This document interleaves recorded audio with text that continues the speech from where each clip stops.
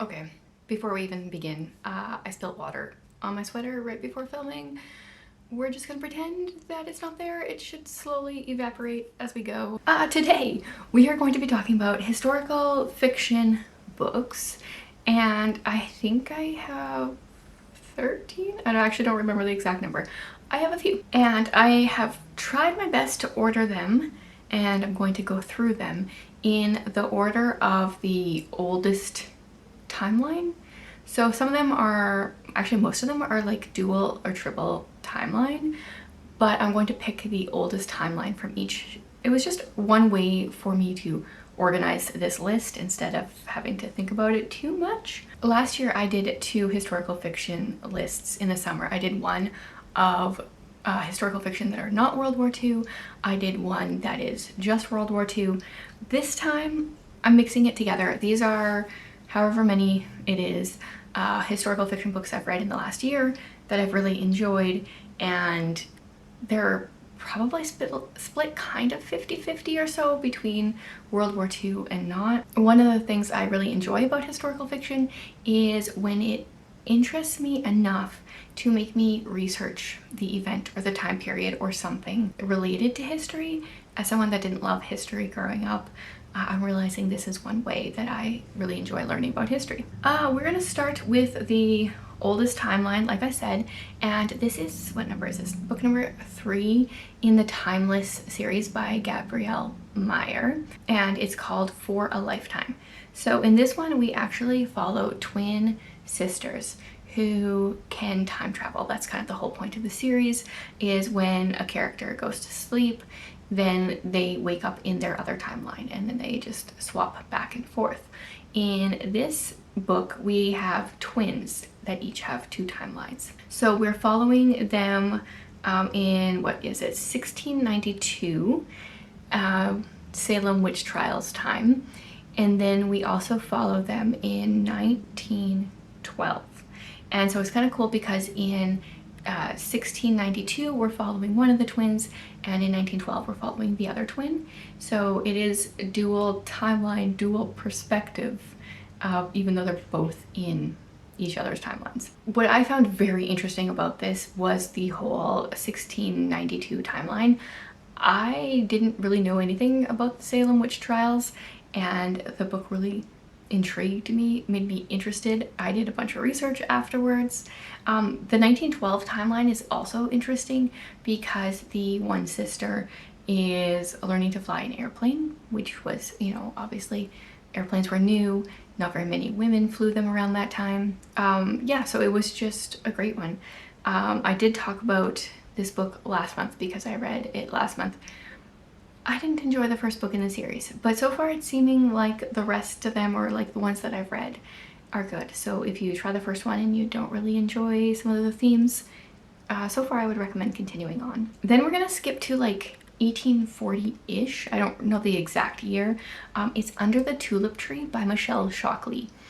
After my World War or my historical fiction videos from last year, people recommended Michelle Shockley quite a bit, and so I went on to read quite a few of hers recently. So this one is dual timeline. Like, the one is 1929, but the older one is where we are following a slave is recounting her time, her childhood. So she's 101 in 1929. And she's like sharing from her younger years to her older years. So it's hard to know exactly when this timeline is. But in 1929, we have like this young woman. She's just turning 16. It's her 16th birthday. There's going to be like a big party. Her father's a banker.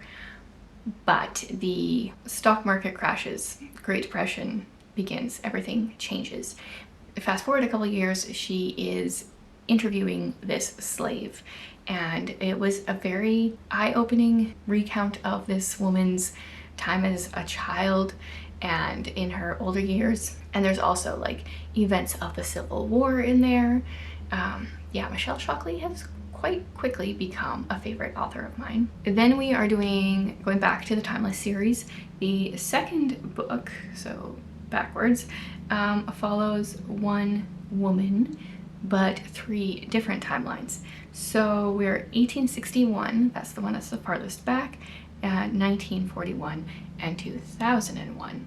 And she's in one timeline for the day, goes to sleep, goes into the next, goes to sleep, goes into the next, goes to sleep, starts it all over, which is very interesting. And there are like some big events that happen in these time periods. So in 1861, her father is a senator right as the Civil War is beginning. And then 1941, she is a Navy nurse. And then in 2001, she is studying to become a surgeon. So the cool thing is she retains all her knowledge from these other timelines. So in, what was her oldest timeline? 1861, she has the knowledge that she has in 2001. So like a lot of medicine practices that obviously haven't been invented in 1861, but she has to be careful to make sure not to use anything too medically advanced, because that's going to be a bunch of red flags and that's weird. And they're also not allowed to change history because then that timeline will immediately be cut off for them. So yeah, I found it very interesting. Then we have Raccoon Key, which is a dual timeline based off of a true mystery from 1873. So it's actually like an unsolved mystery, but this author, Donna M. Cole, took the idea and ran with it. We're also present day, where we follow a woman who is a marine biologist and studies loggerhead turtles. And while she is studying these turtles, she is coming across snippets of this murder that occurred in 1873. According to like the autopsy, it was a suicide, but the way the woman died, it's not like actually possible for her to have committed suicide. So the questions are like, why did the coroner and the doctor lie on the death certificate? What was really going on? A lot of questions. I think it was really well done and definitely enjoyed it. Then we've got one I just finished the other day, and I didn't know if I should put this on here or not, but I decided to. It's The Bookshop of 99 Doors by Jamie Jo Wright. So her books are often dual timeline. So they are historical, we're 1888 and present day, but I don't think with her books like history is really the main focus. So I was a little unsure if I should put it on here, but I decided to go with it anyway. So in 1888, we are with a girl named Minnie. Her and her father have just purchased this huge estate that has 99 doors. Although it is said there is a secret 100th door where spirits can move from, you know, like the afterlife into this world. And then present day, we're with a woman named Tris Bellamy. She is working at this estate. It has been, there's like a bookshop in there. It's turned into a, what is it? It's like a museum. Yeah, mansion turned museum. And her Tris is kind of running away from, not really, but like has gotten away from her family, who have a YouTube channel where they study paranormal activity. It's kind of like a ghost hunting kind of idea. And she has tried to get away from that. And sure enough, they end up coming to where she is. And yeah, so there's like these elements of these ghostly beings, which often happen in Jamie Jo Wright's books. And I'm always curious to see how she is going to explain, because there's always some explainable reason in her books. And I'm always curious to see how is it going to be explained. And this one does have a little bit of like Civil War history in it as well. So I decided to include it. I still wasn't sure if I should, but it's my list, so I'm including it. Then next is The Codebreaker's Daughter by Amy Lynn Green. This one, oh, it doesn't say the timelines on the back. We are 1917 and 1944. So in 1917, I mean, we are with, what is her name? I think her name is Lily. 1917, we're with Lily. She ends up becoming a code breaker and helping with World War I and the codes. And then in 1944, we are with her daughter, Dinah, who also ends up kind of getting slightly into code breaking. She's kind of like adjacent to that, working for the War Office. She doesn't know any of her mother's past. She doesn't know how smart her mother is. Her mother's always been very closed off as a result of her mother being mentally ill in some way. And so Lily has just always been worried that that's going to be her future, and she doesn't want to pass that on, and she doesn't want to tell her daughter or anyone about it because there's a lot of shame involved. So it was interesting to get like that mental health aspect of it all, but then also the code breaking aspect.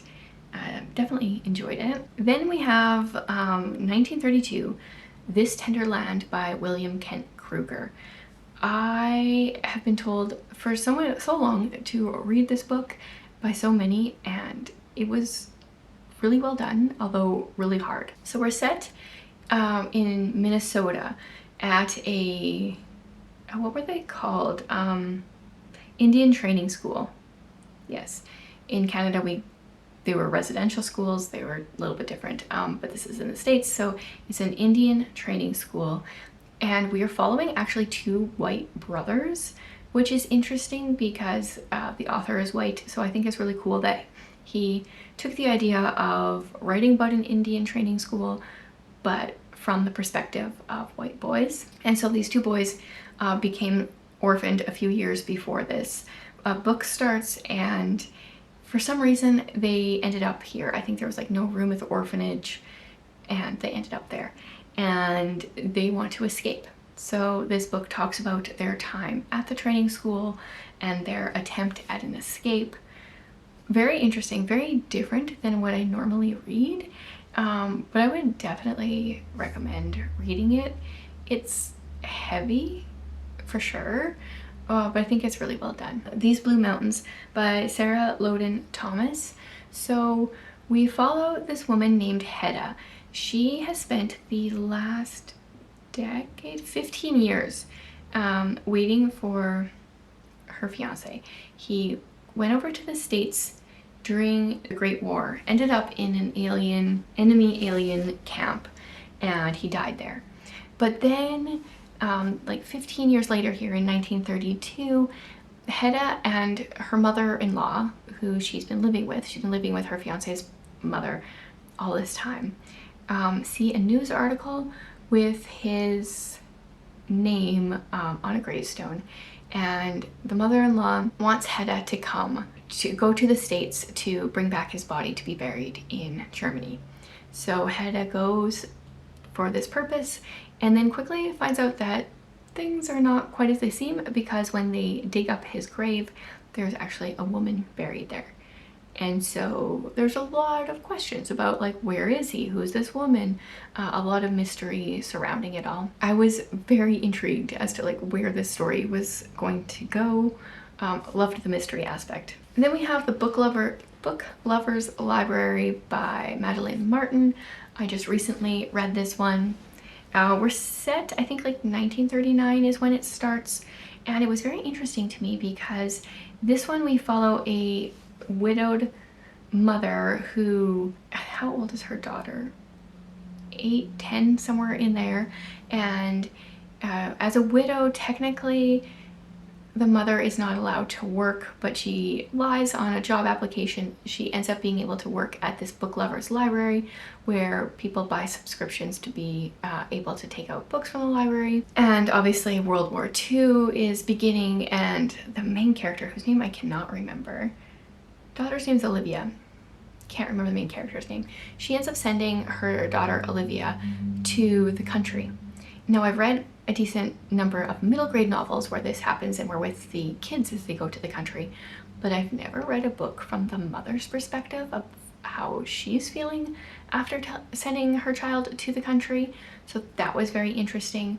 I also really enjoyed the library aspect of the book. I feel like finally Madeline Martin feels like she's redeemed herself after a few flops. Which one was good? There was the really good one, The Last Bookshop in London, and then the next two weren't so great. feel like we're back on track here, so hopefully she continues to write really good historical fiction. Okay, the next one is the second book in a series, but I wanted to mention it. It's Yours Cheerfully. This is the second book after Dear Mrs. Bird, and we follow Emmy Lake, who we followed in book 1. She is a little bit of a journalist for a women's magazine. This is taking place in 1941, and this book is all about the working conditions of the factories that women were working in during the war. The men are off at war. The women need to work because there's so many jobs that men aren't there to fill. Their men are gone and the pay isn't coming in. Some of them have to take their kids to these factories, and Emmy Lake's the whole premise behind the book is her trying to get better working conditions for the factories. But I feel like it really opened my eyes to what the conditions were like how the women had to work, why it was so confusing. Yeah, it was just one of those things, just like the Book Lovers Library, learning about sending your child off into the countryside. This is just a whole different aspect of the war that I haven't read a book about. So really enjoyed that. Then we have All We Thought We Knew. This is another Michelle Shockley. There's a few more coming. This has 2 timelines. We're in 1942, so World War II, with Ava Delaney. Her husband died at Pearl Harbor. She gets a job at a military base. Where is she? In Tennessee. Right, most of Michelle Shockley's books have some kind of like Tennessee setting. And when she's there, she develops a friendship with a German prisoner of war.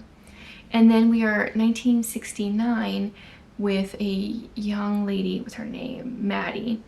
Her brother has just been killed in Vietnam, and it was her twin brother. So she's going home, and her relationship with her parents isn't the greatest. And then her mother is like very sick as well. So stuff going on. I really liked the World War II and 1970s like Vietnam War aspect of things. I really enjoy books about the Vietnam War. It's just very intriguing to me as a Canadian that like had no skin in that game, but also because it doesn't seem that long ago, whereas like World War II feels like a whole extra lifetime ago. The late 60s, early 70s is much closer to home. And then we move into another Michelle Shockley, Appalachian Song. This one, when is this one set? 1943. We start with these, I think they're like 5 elderly sisters. They've been on their own for a long time, living on their childhood homestead. And one day, this girl stumbles across their yard and she is pregnant and she has just been shot by her own father. So they try to hide her and take care of her. And then we also jump 30 years later. We have a guy who is searching for his birth mother. He just found out that he was adopted and is searching for his birth mother. Very unique, once again. Like, she does such a good job with her books. And this one is in the World War II time frame, being 1943, but there is no World War II elements to it. So if you want something from that time period that has nothing to do with that, and even like 30 years later, we're in the 70s and there's no Vietnam War aspect to it either. So that's interesting. Different, unique. Then we're gonna go From the Valley We Rise by Elizabeth Muser. This one we follow three characters. Okay, so we have Isabel. She is involved in the French resistance. Her father was making the papers, forging papers for the children, and he has just been captured and killed. He's one of the Marquis.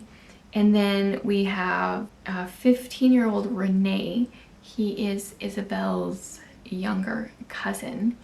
He is wanting to be a part of the French resistance, but is a little bit young, feels the need to prove himself. He just escaped this standoff with the Germans with a girl that they've been pretending for the last few years is his sister, but is actually a Jewish girl. And then we are also with Chaplain Peter Christensen. He is in North Africa, and I found his storyline very interesting because I've never, to my knowledge, read a World War II storyline that really has to do with a chaplain. And then of course they all like intersect in some way. Definitely a little bit different being in France, 3 different perspectives plus North Africa. Yeah, enjoyed that. Then another Michelle Shockley, crazy, I know. We've got The Women of Oak Ridge. I think this is my most favorite of hers. The farther back timeline is 1944. We are with this young woman who is working in the secret city, as Oak Ridge was called, and she doesn't realize it, but like an atomic bomb is being made, and she is working in that area. She is a messenger. She uses a bike. She delivers things from place to place. And then in the 70s, we are with this young woman's great niece, and this great niece wants to write a paper for university about the secret city. So she's trying to interview her aunt and a number of the people that are still in the town that worked in this plant, and her aunt is just does not want to talk about it. We find out through the 1944 timeline that the aunt's roommate ended up disappearing, and so there's like a mystery as to like what happened to her there. And yeah, I really enjoyed the characters in this book. I really enjoyed like the mystery aspect, the time periods, and I think all that together just has made this my favorite Michelle Shockley yet. It might have been my first one I read by her as well. So far I haven't read one that has topped this one, in my opinion. And then 1970 and present day, we've got Echoes from a Missing Generation by Christina Suzanne Nelson. This one is historical, but also partly like mystery thriller a bit. So in 1970, we are with this couple that has just gotten married, and the man, Bristol, is accused of murdering, or under suspicion. I don't even know if he was ever accused. He was under suspicion for murdering this girl in her teens from their town. And there's definitely some suspicious circumstances. His wife is trying really hard to stand by him, but she is questioning things. Some of the stuff he's saying isn't lining up. There are some things, some lies that he says, and then also like things that she comes across like evidence that's suspicious. And then he ends up going to the War Office because he is called up for the draft for the Vietnam War, and he disappears. No one sees or hears from him again. And then present day, we are with Kenzie, and Bristol was her grandfather, and her mother never told Kenzie anything about her father either. So she's never had like a fatherly figure in her life. Her grandfather disappeared before she was born. Her father is out of the picture, and so she is looking into what happened to her grandfather. Like, why did he just disappear? And yeah, I mean, Christina Suzanne Nelson, she is a favorite author of mine for a reason. I just didn't know where this was going, and like, I read this like a couple months ago now, month and a half ago, and I still think about certain aspects of this book. It's definitely one of my favorites of hers. So I know I lost track of how many books that was, but that is a certain number of historical fiction that I have read and enjoyed in the last year and would recommend. Let me know if you guys have some suggestions for me. If you want even more recommendations, like I said, I have the 2 videos I did last year with the non-World War II and then the World War II. I'll leave those linked below, but I would love to hear your guys' favorites. Thanks so much for hanging out with me today. Oh, and look, my shirt dried. Great.